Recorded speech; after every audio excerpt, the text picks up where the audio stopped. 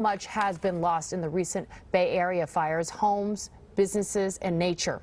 NBC Bay Area's Rosato Jr. takes us to the hills above the Santa Cruz County town of Davenport, where the CZU Lightning Complex Fire also claimed history. It looked like it came down the canyon along Swanton Road above the town of Davenport. So it's heartbreaking to see this. Fire rumbled through like a train. To have lost so much history in what was a blink of an eye. That history, a collection of one-third size train cars, their journey more winding than any track. You can see the cabs on both locomotives are collapsed. The locomotives were built by Lewis McDermott to carry visitors around San Francisco's 1915 Pan Pacific Exposition. After the fair, they were scattered across California.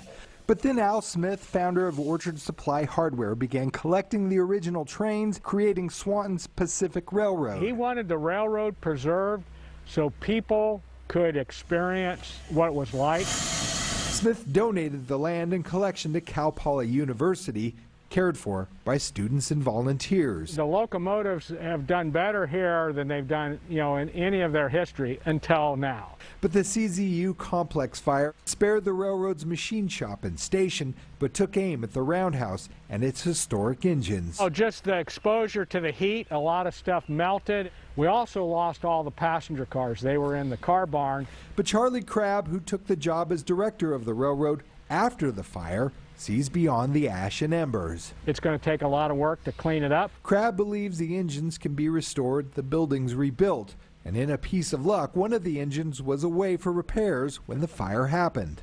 That's amazing. You might also take it as a sign when a neighbor discovered this train photo nearby, its edges perfectly singed, like the railroad just in need of a savior to shine again. Rosato Jr. That is too much to walk away from. It's just too important. NBC Bay Area News.